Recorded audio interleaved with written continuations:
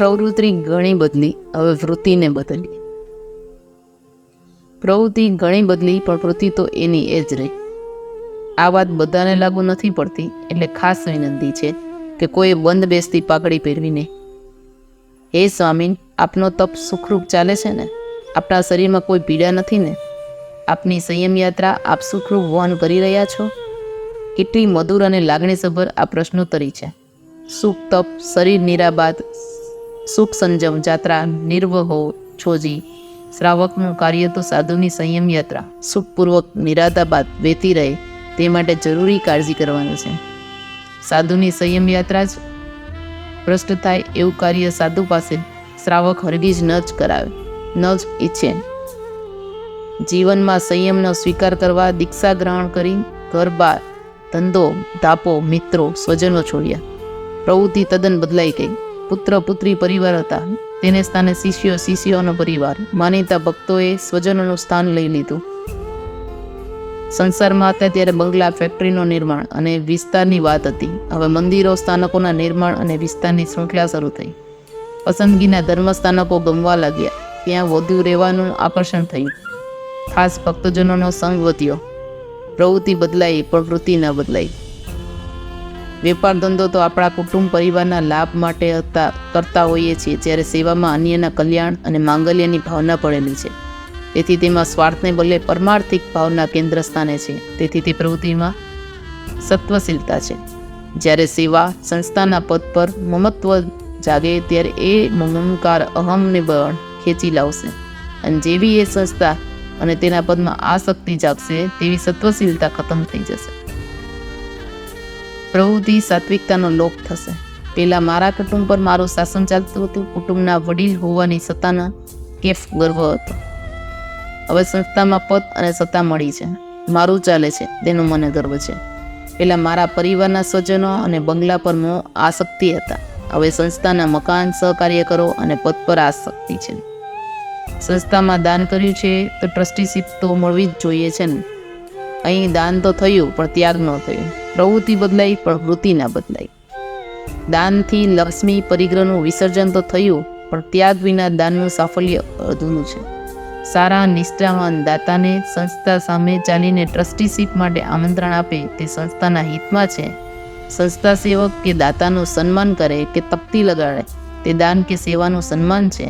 પરંતુ મેં સેવા કે દાન કર્યા પછી મારા અહીંયામાં સન્માન, પદ કે શિલાલેખની ભાવના શિલાલેખની જેમ કોતરાઈ જાય તો દાન દ્વારા પરિગ્રહ વિસર્જનની ભાવના અધૂરી છે. ત્યાગ વિનાનું સાફલ્ય નથી. માત્ર પ્રવૃત્તિ બદલવાથી કલ્યાણ નથી, વૃત્તિ પણ બદલવી જોઈએ. જીવનની અંતિમ ક્ષણે ભગવાન મહાવીરે પોતાના પ્રિય શિષ્ય ગૌતમને દૂર મોકલી અળગો કર્યો. અનાસક્ત ભાવ ઉજાગર કરવાની ભાવનાથી પ્રભુએ આમ કર્યું, ને તેના પરિણામે જ ગણધર ગૌતમ કેવલ્યના અધિકારી બન્યા. એક મુનિની પ્રેરણાથી શિક્ષણ સંકુલની સ્થાપના થઈ. મુનિના 10 વર્ષના પ્રચંડ પુરુષાર્થ પ્રવૃત્તિ બાદ સંસ્થા એક આદર્શ સંસ્કારધામ બની. કેટલીક સૈદ્ધાંતિક વૃત્તિ બાબતોમાં સંચાલકો અને ટ્રસ્ટીઓ સાથે એ જૈન મુનિને મનભેદ થયો. મુનિનું આર્ત ધ્યાન જોઈ તેમના ગુરુએ કહ્યું કે આ સંસ્થામાં તું આસક્ત થયો છે, તારું આર્ત ધ્યાન રૌદ્ર ધ્યાન તરફ ઝડપથી જઈ રહ્યું છે. આ સંજોગોમાં તું મૃત્યુ પામે તો આ શિક્ષણ સંકુલમાં શાક તરીકે જન્મે. મુનિને ઝટકો લાગ્યો. પોતાની વૃત્તિ અને પ્રવૃત્તિ પર નિરીક્ષણ કરી, આલોચના કરી. આખી રાતના મનોમંથન બાદ ચિત્તમાંથી પેલા સંસ્થાને અને તેના સંચાલકોને દૂર કર્યા. વહેલી સવારે સંસ્થાના સ્થાનકમાંથી વિહાર કર્યો. મુનિની જાગૃત ચેતનાના સમ્યક પરાક્રમે અહીં પ્રવૃત્તિ સાથે વૃત્તિ બદલાઈ ગઈ. મુનિનું મહાભિનિષ્ક્રમણ, નિજી સંયમ જીવનનો મર્યાદા મોસો હતો. રાજા મહેલમાંથી તો બહાર નીકળી ગયા, પરંતુ રાજામાંથી મહેલ નહોતો ગયો. રાજામાંથી રાજર્ષિ થવું હોય તો પ્રવૃત્તિ સાથે વૃત્તિ બદલવી પડે. પેલા ધંધો કરતા હતા, માત્ર ધંધો, વ્યવસાય. હવે એ પ્રવૃત્તિ બંધ કરી, સેવાની પ્રવૃત્તિ શરૂ કરી. વૃત્તિ ધંધાની હતી એટલે સેવામાં ધંધો પડી ગયો. ખબર ન પડે તેમ ધીરે ધીરે સેવાનું વ્યવસાયીકરણ થઈ ગયું અને ધીરે ધીરે સેવાનો ધંધો શરૂ થઈ ગયો. આ શક્તિના સંદર્ભે આચાર્ય મહાપજ્ઞજીએ એક સુંદર દ્રષ્ટાંત આપ્યું છે. નગરમાં એક સંન્યાસી આવ્યા. સંન્યાસીની જીવનચર્યા જોઈ રાજાએ સંન્યાસી બનવાનું નક્કી કર્યું. રાજપાટ વૈભવ છોડી રાજા સંન્યાસી પાસે આવ્યા અને કહ્યું કે મને સંન્યસ્ત દીક્ષા આપ. સંન્યાસીએ રાજાને દીક્ષા આપી. રાજા તો જંગલમાં કુટીર બનાવી રહેવા લાગ્યા. રાજાને દીક્ષા આપનાર ગુરુ અન્યત્ર ચાલી ગયા. સંન્યાસી બનેલા રાજા માત્ર કુટીરને વિશાળ બનાવે છે. વિવિધ વૃક્ષોના રંગીન લાકડાઓની કલાકૃતિ બનાવી તેને શણગારે છે. વિવિધ રંગીન ફૂલો અને પર્ણોથી કુટીરના વિશાળ આંગણામાં કેટલાક પશુ પંખીને પાળે છે. 1 વર્ષ પછી રાજાને દીક્ષા આપનાર સંન્યાસી ગુરુ તે જંગલના રસ્તા પરથી પસાર થઈ રહ્યા હતા. રાજાએ ગુરુ સંન્યાસીને પોતાની કુટીરમાં પધારવા આમંત્રણ આપ્યું. રાજાએ કુટીર, આંગણું, પશુ પક્ષી અને સુશોભનો બતાવી પૂછ્યું, ગુરુજી, મારી કુટીર કેવી લાગે? ગુરુજીએ કહ્યું, કુટીર તો મહેલ જેવી શોભાય છે. ગુરુ દ્વારા કુટીરના વખાણ સાંભળી સંન્યસ્ત થયેલા રાજાના મુખ પર અહમ અને ખુશીના ભાવ જોઈ ગુરુ વિચારે છે, રાજા મહેલમાંથી તો બહાર નીકળી ગયા, પણ રાજામાંથી મહેલ નથી ગયો. ચિત્તમાં મહેલ મોજૂદ છે. ગુરુ કહે છે, પહેલા મહેલ અને રાજ્યના વિસ્તાર શણગાર કરતા હતા, હવે કુટીરનો. પહેલા મહેલ રાણી, કુંવરો, સેવકો પ્રત્યેનો હતો, હવે કુટીર, ફૂલ, ઝાડ, પાન, પશુ પંખી પ્રત્યેનો. આમાં પરિગ્રહ પ્રત્યેની આસક્તિ કેમ છૂટશે? પ્રવૃત્તિ જરૂર બદલાઈ, વૃત્તિ નથી બદલાઈ. રાજામાંથી રાજર્ષિ થવું હોય તો પ્રવૃત્તિ સાથે વૃત્તિને બદલવી પડશે. સંન્યાસી બનેલ રાજા પ્રમાદ અને મોહની નિંદ્રાથી જાગૃત થયા. તે પશુ પંખી, ફૂલ, ઝાડ ને કુટીરનો ત્યાગ કરી અન્ય સ્થળે ચાલી ગયા. પૂર્વ સંન્યાસી થવા સમગ્ર સામ્રાજ્યનો ત્યાગ કર્યો હતો. તે ત્યાગ કરતા જંગલની આ કુટીરનો ત્યાગ મહાન હતો. કારણ આ ત્યાગમાં ચિત્તવૃત્તિમાંથી આસક્તિનો ત્યાગ અભિપ્રેત હતો. અહીં પ્રવૃત્તિની સાથે વૃત્તિ બદલાઈ હતી. કુટીરમાંથી અન્યત્ર જંગલ તરફ જતી સંન્યાસીની યાત્રા અનાસક્તિના માર્ગે ભક્તિની યાત્રા હતી.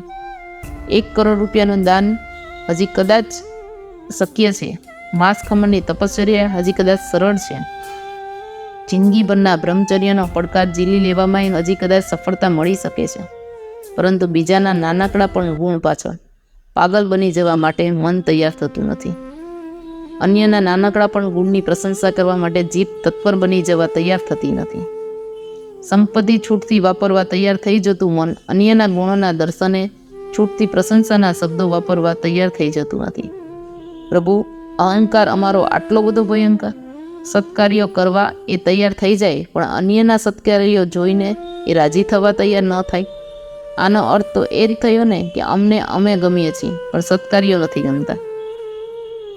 એક વિનંતી છે પ્રભુ, અમને સ્વપ્રશંસા માટે જીભ તો લાંબી મળી જ છે, પરગુણ પ્રશંસા માટે અમને તમે પૂરું હૃદય આપશો જી.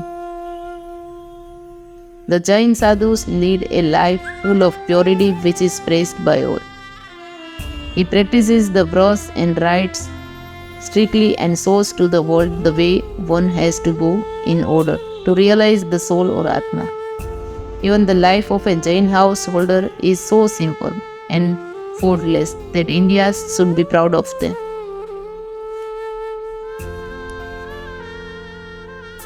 તો આવા જ નવા પ્રેરણાદાયી અને જીવન સાર્થક બનાવવા માટેના વિડીયો જોવા માટે અમારી ચેનલને લાઈક કરી અને સબસ્ક્રાઈબ કરો.